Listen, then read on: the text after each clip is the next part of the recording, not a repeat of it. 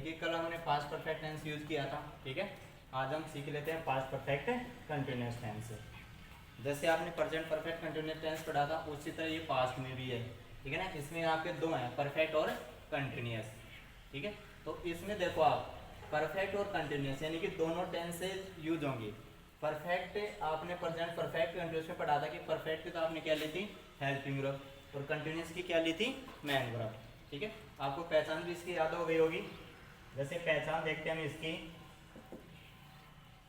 देखो इसमें आपको पता कैसे चलता है कि ये परफेक्ट कंटिन्यूअस टेंस है। जो हमारा सेंटेंस आएगा उसमें कुछ कार्य आपका हो गया होगा और अभी भी वो कार्य क्या होगा, कंटिन्यू होगा, यानी चल रहा होगा, ठीक है। इसलिए इसकी पहचान हम ले लेते हैं। हिंदी वाक्यों के अंत में देखो आपको पता है कि इसमें समय के साथ क्या आएगा, से, तो हम यहाँ पर ले लेंगे से रहा था। जब पास्ट में कंटिन्यू जाएगा तो किस में आ जाएगा, इसमें था आ जाएगा। से रही थी, से रहे थे आदि शब्द आते हैं। यानी कि इसमें आपका क्या प्रयोग होगा, जो आपका समय के साथ क्या आएगा, से। देखिए आप इसमें रहा था आपके आएगा अंत में, और जो समय देगा आपको, ठीक है ना, उसके साथ क्या आएगा, से। इसके अपन स्ट्रक्चर ले लेते हैं।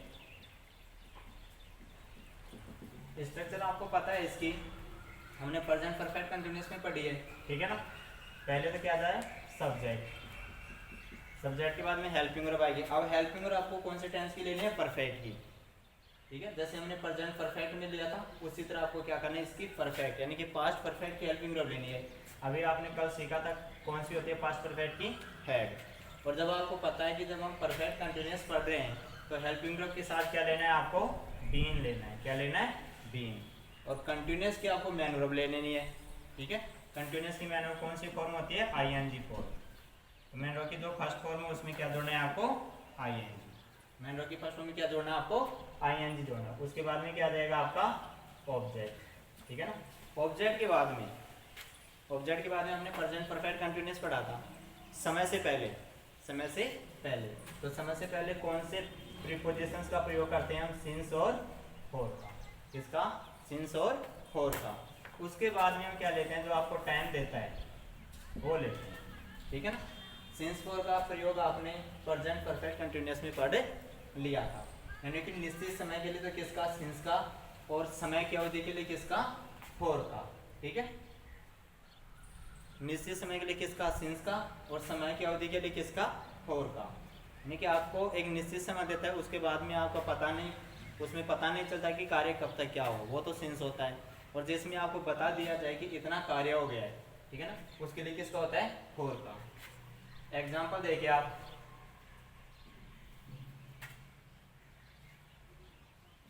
हम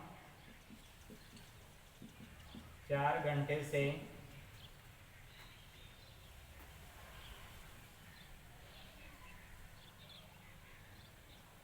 एक कहानी लिख रहे थे। इसमें देखना आप, हम 4 घंटे से कहानी लिख रहे थे, कहने का मतलब रहे थे, समय कौन सा दे रखा आपको, 4 घंटे, उसके साथ किसका प्रयोग हो रहा है, से का। कार्य किस में कंटिन्यू है, पास्ट में, देखो रहे थे, इसलिए कौन से टेंस का यूज करेंगे, पास्ट परफेक्ट कंटिन्यूअस टेंस का। अब ये वाक्य हमारा कैसा है, एफर्मेटिव है, नेगेटिव है, कैसा है, एफर्मेटिव है, ठीक है। तो किससे शुरू करेंगे अपन, सब्जेक्ट। सब्जेक्ट क्या हमारा, हमको अंग्रेजी में क्या कहते हैं, वी। हेल्पिंग वर्ब आपकी एक ही चल रही है, ठीक है, कौन सी है। इसके साथ आपको क्या प्रयोग करना है, बीन, हो गया। उसके बाद में मेन वर्ब की कौन सी फॉर्म यूज करनी है आपको, आईएनजी फॉर्म। मेन वर्ब क्या है इसमें, लिखना। लिखना को अंग्रेजी में क्या बोलते हैं हम, राइट, WRITE होता है, लेकिन अपन इसमें क्या जोड़ेंगे, आईएनजी। इसलिए उससे ई को हटा करके उसकी जगह अपन क्या प्रयोग कर लेंगे, आईएनजी। जब आईएनजी जोड़ेंगे तो ये क्या हो जाएगा, हट जाएगा। राइटिंग, क्या लिख रहे हैं हम, एक कहानी, ए स्टोरी। उसके बाद में अब बचा क्या हमारा समय, 4 घंटे से, अब यहाँ पर बताइए, अब जब 4 घंटे से है, ठीक है, तो 4 घंटे तो आपकी ये अवधि है, निश्चित समय अवधि है, क्योंकि आपको इसमें बता दिया कि इतना टाइम हो गया उसको, ठीक है ना, इसलिए किसमें गिना जाएगा वो अवधि। और अवधि के लिए अपन कौन से प्रीपोजिशन का प्रयोग करेंगे, फॉर का। 4 को क्या बोलते हैं, फॉर, और घंटे को क्या बोलते हैं, आवर्स। इस तरह हमारे सेंटेंस बन गया। अब हम क्या करते हैं, हम इसी का नेगेटिव बना लेते हैं, इसी का क्या बना लेते हैं, नेगेटिव बना लेते हैं। देखना नेगेटिव कैसे बनेगा, इसी सेंटेंस के बनाते हैं हम, ठीक है ना। अब हम नेगेटिव लेंगे तो कैसे बनेगा, हम 4 घंटे से कहानी नहीं लिख रहे थे, नेगेटिव में नहीं जुड़ेगा ना, ठीक है। तो देखिए सब्जेक्ट क्या है, नेगेटिव, हम सब्जेक्ट से शुरू करते हैं, वी, उसके बाद में हेल्पिंग ग्रुप कौन सी आ जाएगी, वही हेड। अब जब आपको पता है कि हम इसका क्या बना रहे हैं, नेगेटिव बना रहे हैं, क्या बना रहे हैं, नेगेटिव बना रहे हैं, तो नेगेटिव बना रहे हैं तो नोट कहाँ पर लगेगा, हेल्पिंग ग्रुप के साथ में। अब यहाँ पर हेल्पिंग ग्रुप कौन सी आ रही है, हेड। तो आपने पहले भी ऐसा पढ़ा था प्रेजेंट परफेक्ट कंटिन्यूअस में, ठीक है। हेड नोट, बीन क्या रहेगा इसके आगे, बीन। मैनर के फर्स्ट में वही क्या लेना है आपको, आईएनजी लेना है, ठीक है। वही आपको क्या लेना है, ऑब्जेक्ट लेना है, वही आपका फॉर प्रयोग करना है, ठीक है। और वही आपको जो आपको समय दे रखा है वो लिखना है। सिर्फ अपन किसका यूज करें इसमें, नोट का। और नोट कहाँ पर यूज होता है, हेल्पिंग ग्रुप के पास, ठीक है। इसी का इंट्रोगेटिव बना लेते हैं, इसी का इंट्रोगेटिव बनाएंगे तो अपन को क्या करना है, हेल्पिंग ग्रुप को सब्जेक्ट से पहले लेना है, ठीक है ना। जैसे मान लो इसका अपन इंट्रोगेटिव वाक्य बोले हिंदी का, क्या हम 4 घंटे से कहानी लिख रहे थे, ऐसा बनाना, क्या हम 4 घंटे से कहानी लिख रहे थे। जो हम बोल रहे हैं क्या हम 4 घंटे से कहानी लिख रहे थे, तो इसका आंसर किस में निकलेगा, यस या नो में। इसलिए अपन हेल्पिंग ग्रुप के क्या करेंगे, सब्जेक्ट से पहले रख देंगे, सब्जेक्ट से पहले रख देंगे हेल्पिंग ग्रुप, हैड वी। जब वाक्य नेगेटिव ही नहीं है, सिर्फ इंट्रोगेटिव ले रहे हैं यहाँ पर, ठीक है ना, तो ये बिन का रह जाएगा सब्जेक्ट के बाद में। Writing a story for hours, बन गया।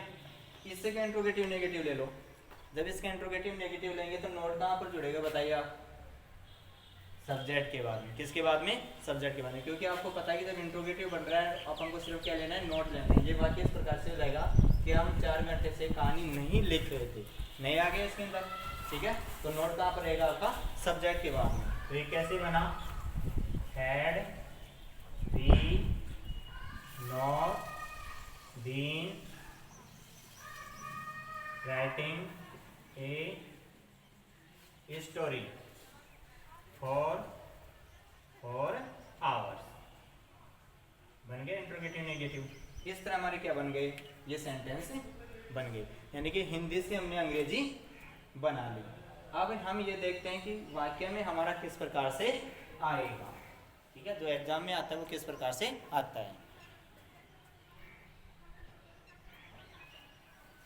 अब देखना हम इसका जो एग्जाम में कैसे पूछा जाएगा, आपको पता है कि हमने प्रेजेंट परफेक्ट कंटिन्यूअस पढ़ा था, ठीक है ना। उसमें हमने क्या लिया था, समय से पहले किसका प्रयोग, सिंस फॉर या ऑल का प्रयोग, ठीक है। इसी तरह वो भी इसमें रहेगा, लेकिन पर थोड़ा सा फर्क है इसमें, वो हम देखते हैं कैसे क्या हम ये यूज करते हैं। इसका नोट डाल के देखेंगे हम, क्या डाल के लिखेंगे, नोट डाल के लिखेंगे। अब ये नोट आपका ये कहता है कि यदि वाक्य में किसके साथ, समय के साथ किसका प्रयोग करें, हम कौन से प्रीपोजिशन का प्रयोग करें यहाँ पर, फॉर, सिंस या ऑल, ठीक है ना। यदि वाक्य में समय के साथ किसका प्रयोग हो रहा हो, फॉर, सिंस या ऑल, हो तथा आगे वाक्य चालू, यानी कि और वाक्य होना चाहिए उसमें, तथा उस वाक्य में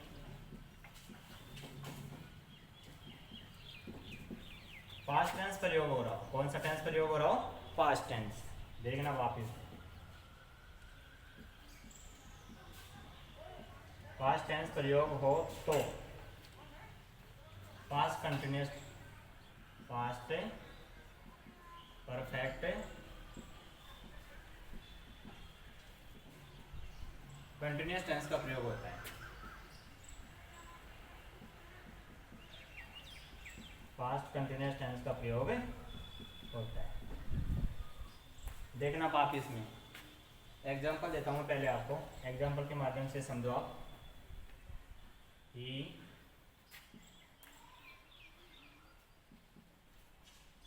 लर्न ए लेसन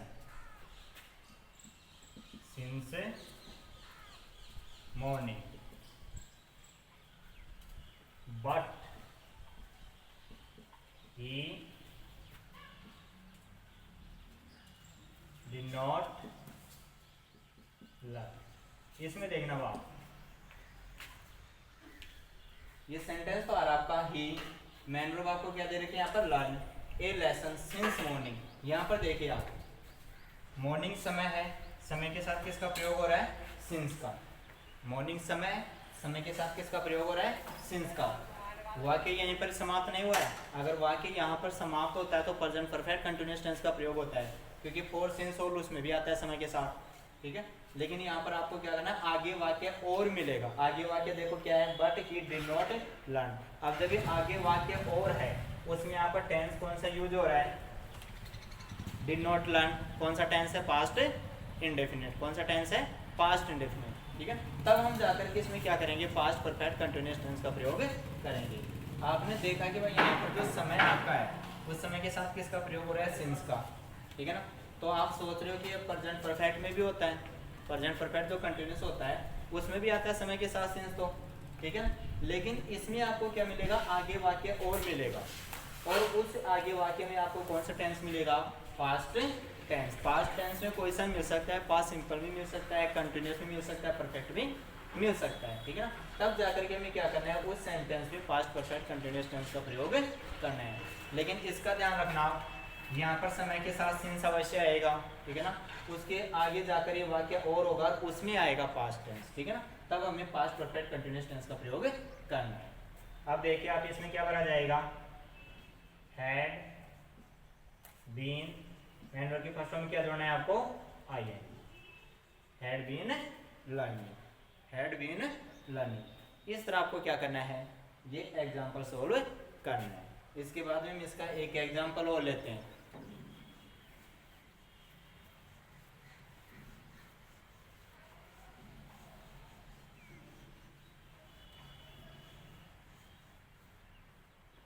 देखिए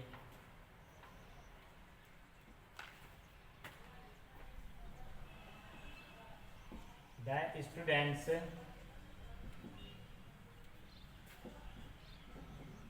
play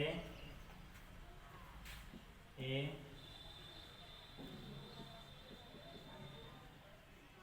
football match, play A football match for 3 hours, 3 hours,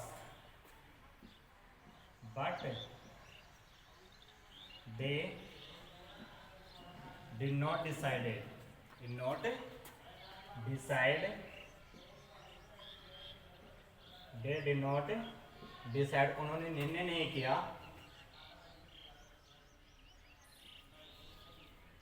decide कि वो वॉन, कौन जीता। उन्होंने क्या नहीं किया, डिसाइड नहीं जीता। जिसने डिसाइड किया ना वो अभी तक नहीं जीता उन्होंने। देखो आप इसमें, the students play football match for 3 hours, 3 hours समय के साथ क्या आ गया आपका, 4। 3 hours समय दे रखा तो उसके साथ क्या आ गया, 4 आ गया। आगे वाक्य है और उसमें कौन सा टेंस यूज हो रहा है, डिड नॉट डिसाइड। कौन सा टेंस यूज हो रहा है, पास्ट सिंपल। तो जब पास्ट सिंपल यहाँ पर यूज हो रहा है, पहले आपको समय के साथ 4 दे रखा है, तो कौन से टेंस का यूज हो जाएगा, पास्ट परफेक्ट कंटिन्यूअस टेंस का, ठीक है।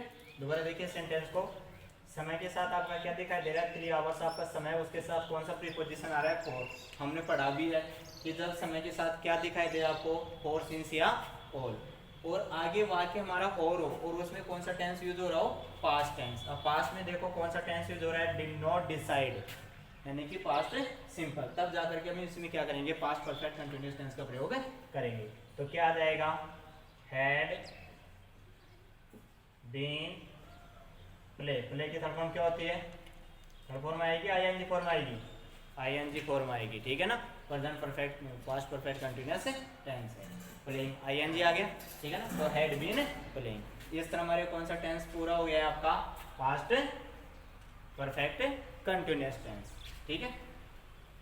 अब हम इससे आगे, पास्ट परफेक्ट कंटिन्यूअस हो गया, इससे आगे हम चलते हैं। अब यहाँ पर हमारा पास्ट कंप्लीट हो चुका, कंप्लीट, ठीक है।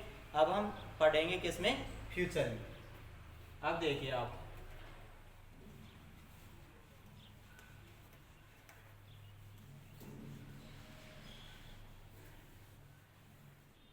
कौन से टेंस में चलेंगे हम, फ्यूचर में। फ्यूचर में फर्स्ट कौन सा पढ़ेंगे, फ्यूचर इंडेफिनिट, ठीक है। Future indefinite tense. फ्यूचर में आप जानते हो फ्यूचर टाइम होता है, इस बात का ध्यान रखना। वैसे ये टेंसेज में इसको गिना गया है, लेकिन ये टाइम बताता है हमें, ठीक है ना, कि ये फ्यूचर, क्योंकि फ्यूचर आप देखते हो आगे आप क्या करते हो, सिर्फ इमेजिनी चीज करते हो, इमेजिनी करते हो, कल्पना करते हो आप, उसमें अनुमान ही लगाते हो, ठीक है। तो वैसे जिस प्रकार से हमने प्रेजेंट में पढ़ा है, पास्ट में पढ़ा है, उसी तरह हम फ्यूचर में कौन सा पढ़ लेंगे, फर्स्ट पढ़ लेंगे, कौन सा, इंडेफिनिट, ठीक है। इसकी हम जब हिंदी से अंग्रेजी बनाएंगे तो इसकी क्या लेते हैं, हम पहचान लेते हैं। क्या लेते हैं, पहचान। हिंदी वाक्यों के अंत में, हिंदी वाक्यों के अंत में फ्यूचर भविष्य में जाएगी बात, ठीक है ना। तो गा गी गे, गा गी गे आदि शब्द आते हैं। कौन से आते हैं, गा गी गे आदि शब्द आते हैं। कौन से वाक्यों में, हिंदी वाक्यों के अंत में, ठीक है ना। जैसे वह खेलेगा, वह खाएगा, इस तरह आते हैं, ठीक है ना। यानी कि हम क्या लेते हैं, इसको फ्यूचर में लेते हैं, ठीक है। यानी कि हमारा जो हिंदी अर्थ, हिंदी जो वाक्य वो किस में रहेगा, फ्यूचर, आगे की हम सोच रहे हैं उसमें। इसके लिए अपन क्या ले लेते हैं, एफर्मेटिव सेंटेंस। एफर्मेटिव सेंटेंस की जो स्ट्रक्चर है वो देखिए आप। सबसे पहले हम क्या लेते हैं, सब्जेक्ट, ठीक है। सब्जेक्ट के बाद में हम क्या लेते हैं, हेल्पिंग वर्ब। जो आपका फ्यूचर इंडेफिनिट टेंस है उसकी हेल्पिंग वर्ब रहेंगी आपकी शैल और विल। दो हेल्पिंग वर्ब है, शैल और विल। और मेन वर्ब की आपकी यहाँ पर यूज होगी फर्स्ट फॉर्म। कौन सी फॉर्म यूज होगी, फर्स्ट फॉर्म। मेन वर्ब की कौन सी फॉर्म आएगी, फर्स्ट फॉर्म। उसके बाद में आपको क्या लेना है, ऑब्जेक्ट लेना है।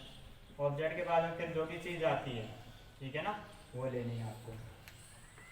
यानी कि पहले सब्जेक्ट, सब्जेक्ट के बाद में क्या लेनी है, हेल्पिंग वर्ब। हेल्पिंग वर्ब कौन सी चल रही है, इसकी शैल और विल। फिर मेन वर्ब की फर्स्ट फॉर्म आएगी, फिर ऑब्जेक्ट आएगा, फिर अदर चीज आ जाएगी। अब आज में इसमें दो हेल्पिंग वर्ब आ गए, कौन कौन सी, शैल और विल। कौन सी आ गई, शैल और विल। तो इसको देखना आपको कौन से सब्जेक्ट के साथ हम क्या करते हैं। रूल देखिए इसका आप, इसका रूल ये कहता है, दो हेल्पिंग वर्ब है, शैल और विल। अगर हमारा सब्जेक्ट, अगर जो हमारे पास वाक्य है, अगर वाक्य का सब्जेक्ट, वाक्य का सब्जेक्ट कौन सा होना चाहिए आपका, आई और वी। कौन से प्रोनाउन, आई और वी, कौन से हो, आई और वी हो, तो शैल का प्रयोग करते हैं। शैल का प्रयोग करते हैं, किसका प्रयोग करते हैं, शैल का प्रयोग करते हैं। तथा अन्य सब्जेक्ट्स के साथ, अन्य सब्जेक्ट्स के साथ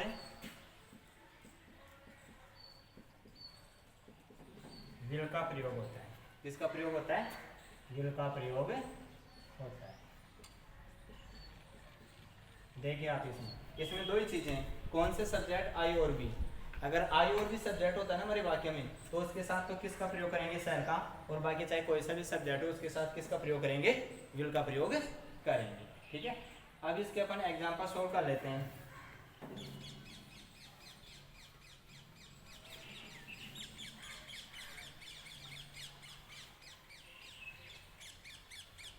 देखिए आप,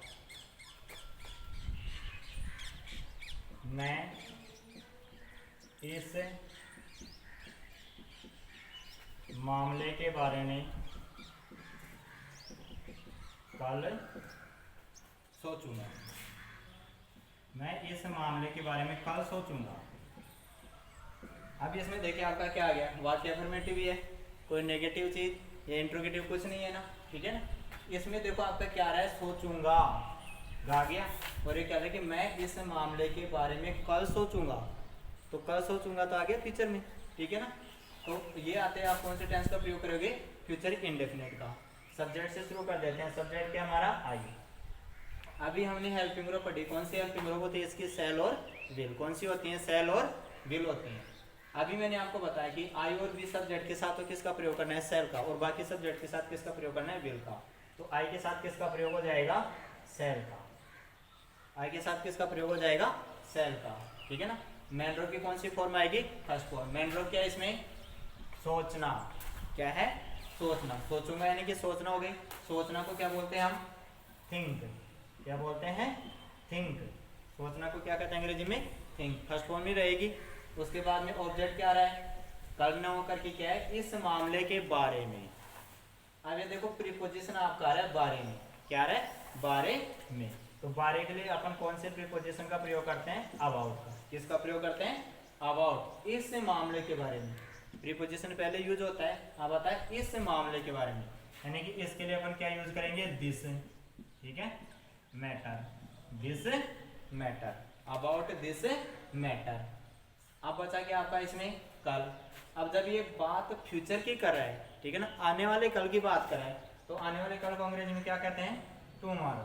क्या कहते हैं, टुमारो। आने वाले के कल को क्या कहते हैं अंग्रेजी में, टुमारो कहते हैं। सोचूंगा, ठीक है ना, गा गया इसमें, तो ये किस में जाएगा, फ्यूचर इंडेफिनिट में। फ्यूचर इंडेफिनिट में जाएगा तो इस वाक्य को देख लो कैसा है, ये एफर्मेटिव है। एफर्मेटिव तो किससे शुरू कर दो, सब्जेक्ट से। सब्जेक्ट क्या है इसका, आई, ठीक है ना। मैं को क्या कहते हैं, आई। हेल्पिंग वर्ब कौन सी यूज करनी है आपको, सेल। अभी आपको मैंने लिखा था कि आई और बी सब्जेक्ट अगर हो तो उनके साथ तो किसका प्रयोग करते हैं, सेल का, और बाकी सबके साथ किसका करते हैं, विल का। तो आई के साथ क्या आ गए, सेल। मेन वर्ब की कौन सी फॉर्म यूज करोगे आप, फर्स्ट फॉर्म, सोचना। सोचना को क्या कहते हैं, थिंक। उसके बाद में ऑब्जेक्ट ले, किसके बारे में सोचने की बात कर रहा है, इस मामले के बारे में। तो एक प्रीपोजिशन आ गया बारे में, तो ये क्या होता है, अबाउट, ठीक है। बता इस मामले यानी कि दिस मैटर। अभी एड्रो कौन सी आ रही है इसकी, कल, यानी कि आगे आने वाला कल। आगे आने वाला कल है, तो आगे आने वाले कल को क्या बोलते हैं, टुमारो। तो इस तरह हमारे सेंटेंस बन गया। अब आप जानते हो कि जब हम इसका नेगेटिव सेंटेंस बनाएंगे तो नोट कहाँ पर लगेगा, हेल्पिंग वर्ब के बाद में, सेल के बाद में, विल के बाद में नोट रख लो। जैसे मैं एक अगला वाक्य लेते हैं, तुम 2 दिन बाद यहाँ नहीं आओगे। तुम 2 दिन बाद यहाँ नहीं आओगे। इसमें देखना हो आप, नेगेटिव आ गया ना, आओगे, फ्यूचर की बात करें, ठीक है, फ्यूचर की बात करें, नेगेटिव सेंटेंस आ गया। शुरू तो हमें सब्जेक्ट से करना है। सब्जेक्ट क्या है इसका, यू। सब्जेक्ट क्या है, यू है। सब्जेक्ट क्या है आपका, यू। यू के साथ कौन सी हेल्पिंग वर्ब काम में आएगी, सेल आएगी, विल आएगी, विल आएगी, ठीक है ना। क्योंकि सेल तो किसके साथ होती है, सिर्फ आई और वी सब्जेक्ट के साथ, तो क्या हो जाएगी, विल। वाक्य जब नेगेटिव है तो किसका प्रयोग करेंगे, नॉट का। किसका प्रयोग कर लेंगे, नॉट का, you will not. Main verb इसमें क्या है, आओगे। आना को क्या बोलते हैं, कम। कौन सी फॉर्म यूज करनी है आपको, फर्स्ट फॉर्म में यूज करनी है। तो यू विल नॉट कम, कहाँ पर आने की बात कर रहा है वो, यहाँ। यहाँ को अंग्रेजी में क्या बोलते हैं, हियर। क्या बोलते हैं, हियर। उसके बाद में क्या आ गया, 2 दिन बाद। अब बाद आपका आ रहा है, तो बाद के लिए अपन कौन सा प्रीपोजिशन प्रयोग करते हैं, आफ्टर। आफ्टर। और 2 दिन को क्या बोलते हैं, 2 days. 2 days. You will not come here after 2 days. आप 2 दिन के बाद यहाँ नहीं आओगे। इसमें आपका देखो, इसमें सब्जेक्ट आपका क्या है, यू। वाक्य कैसा आपका यहाँ पर नेगेटिव है, ठीक है ना, नेगेटिव है, तो आपको हेल्पिंग वर्ब तो कौन सी आएगी आपकी, इसके साथ विल आएगी। सब्जेक्ट आई और वी के साथ ही तो होती है ना सर, बाकी सबके साथ विल होती है। Will not come first form में रहेगी। ऑब्जेक्ट क्या है यहाँ पर, 2 दिन बाद, आफ्टर 2 डेज। ठीक है, इंट्रोगेटिव सेंटेंस ले लेते हैं। क्या, या अपन ऐसे ले लेते हैं, तुम विद्यालय क्यों जाओगे। इसमें देखना इंट्रोगेटिव सेंटेंस आ गया, इसका आंसर यस या नो में, किस में, नहीं या नहीं, यस या नो में। यू, तुम विद्यालय क्यों जाओगे, WH वर्ड से शुरू हो रहा है, WH वर्ड आपका क्या है, वाई, तो पहले रख लेते हैं। और इसके साथ ही हम क्या रखेंगे, हेल्पिंग वर्ब। सब्जेक्ट क्या आपका यू, तुम है ना यू, तो यू के अनुसार हेल्पिंग वर्ब कौन सी आनी चाहिए, सेल आनी चाहिए, विल आनी चाहिए, विल। कौन सी आनी चाहिए, विल आनी चाहिए। कौन सी आनी चाहिए, विल। ठीक है ना, विल आ गई। अब उसके बाद में आपको क्या रखना है, सब्जेक्ट। इंट्रोगेटिव सेंटेंस है ना, इसलिए यू। उसके बाद में मैन की कौन सी फर्स्ट फॉर्म लेना, आपको फर्स्ट फॉर्म लेनी है। ठीक है ना, जानो को क्या बोलते हैं, गो। कहाँ पर जाने की बात करें, विद्यालय, और गो वर्ग के साथ अपने आप क्या आ जाता है, टू। विद्यालय को क्या बोलते हैं, स्कूल। इंट्रोगेटिव सेंटेंस बन गया। ठीक है ना, इसी तरह इंट्रोगेटिव नेगेटिव सेंटेंस ले लो।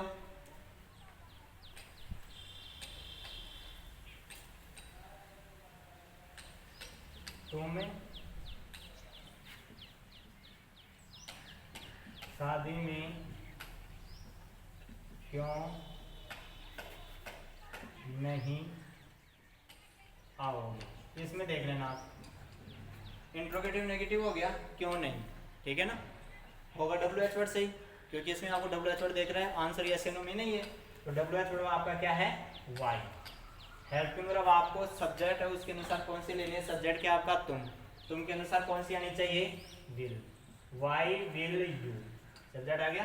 ठीक है ना, अब आपको इसमें नेगेटिव हो रहा है तो नोट कहाँ पर आएगा, सब्जेक्ट के बाद में। हम शुरू से पढ़ते आ रहे हैं, अपन ने प्रेजेंट पढ़ लिया, पास्ट पढ़ लिया है। ठीक है ना, नोट। मेन वर्ब की कौन सी फॉर्म आएगी, फर्स्ट फॉर्म। कम, आना को क्या बोलते हैं, कम, फर्स्ट फॉर्म आएगी। आगे कहाँ पर की बात करें, शादी में, मैं के लिए कौन सा प्रीपोजिशन यूज करोगे आप, इन। और शादी को क्या बोलते हैं, marriage. In the marriage, wedding भी बोलते हैं। ठीक है ना, इन द मैरिज, या उसको वेडिंग भी कह सकते हैं। इस तरह हमने ये हिंदी से अंग्रेजी बना ली। अब हम इसके एडवर्ब देख लेते हैं कि एग्जाम्पल जो हमारे एग्जाम में किस तरह आते हैं। ठीक है ना, क्या हमें देखना होता है कि वो देख करके हमें पहचान करनी होती है कि इस टेंस का हमें यूज करना है। ठीक है, देखते हैं इसके एडवर्ब, देखते हैं हम।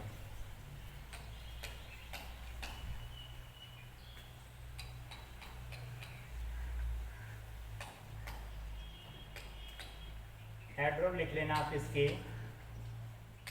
हम देखते आ रहे हैं कि वाक्य में ये वर्ड आएंगे। ठीक है, तो यदि वाक्य में हमारे पास क्या दिया हुआ हो आपको, एक तो टुमारो, क्या दिया हुआ हो, टुमारो।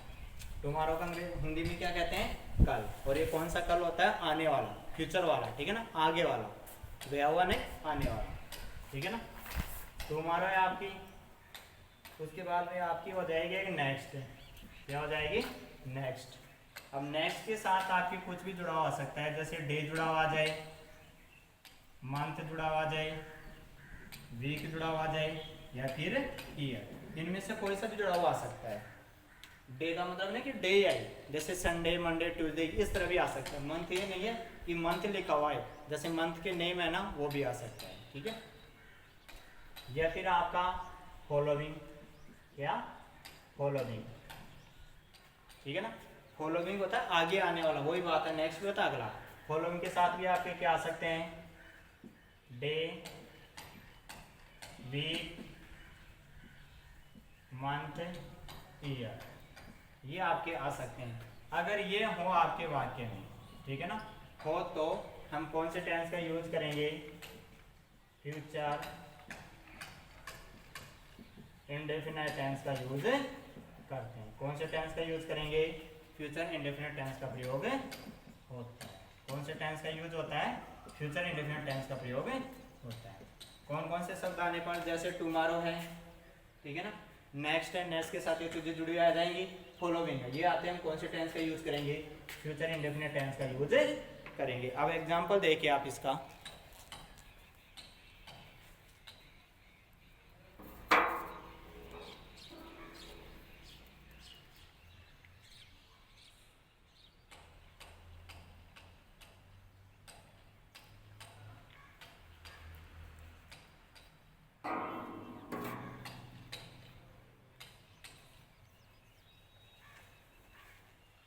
देखिए एग्जांपल देखिए,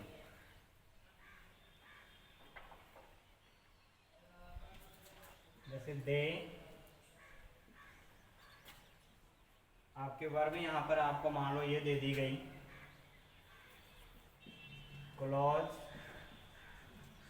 द ऑफिस द नेक्स्ट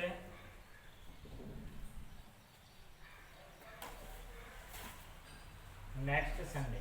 अब देखिए आप इसमें they close the office the next Sunday. अब बताओ क्या आ रहा है आपके इस वाक्य में, पढ़ो आप इसको। Office the next Sunday, next आ गया, नेक्स्ट के साथ क्या आ गया आपका, डे आ गया संडे, ठीक है ना। तो ये आता है किसका प्रयोग कर दोगे आप, फ्यूचर इंडेफिनिट का। फ्यूचर इंडेफिनिट का प्रयोग करोगे आप, तो बताओ हेल्पिंग वर्ब कौन सी लेके आओगे आप, देखिए साथ कौन सी लेके आओगे, विल, ठीक है ना। मैन वर्ब की कौन सी फॉर्म रखना है आपको, फर्स्ट फॉर्म। फर्स्ट फॉर्म क्या है आपकी, क्लोज, यही रखना आपको, फर्स्ट फॉर्म तो देता है ही आपको, ठीक है ना। तो आपका इसका ये आंसर आ गया, ठीक है ना। इसी तरह अगला एग्जांपल ले लेते हैं, इनको लिख लेना पर याद कर लेना।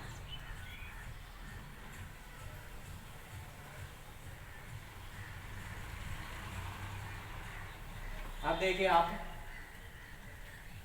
इसके एग्जांपल देखिए आप, we motivate the students, we motivate the students the following month. इसमें देखना we motivate the student the following month, क्या आ रहा है इसमें, कौन से वर्ब आ रही है, फॉलोइंग। फॉलोइंग के साथ क्या जुड़ा हो गया आपका, मंथ। ये आते हैं आप कौन से टेंस का यूज करोगे, फ्यूचर इंडेफिनिट का। फ्यूचर इंडेफिनिट प्रयोग करोगे तो वी के साथ कौन सी हेल्पिंग वर्ब लेके आओगे आप, सेल। कौन सी लेके आओगे, सेल। और मेन वर्ब की कौन सी फॉर्म रखनी है, फर्स्ट फॉर्म ही रखनी है आपको, ठीक है ना, मोटिवेट हो गया, सेल मोटिवेट इसका आंसर आ जाएगा। इसी तरह अपन एक और एग्जांपल ले लेते हैं, दे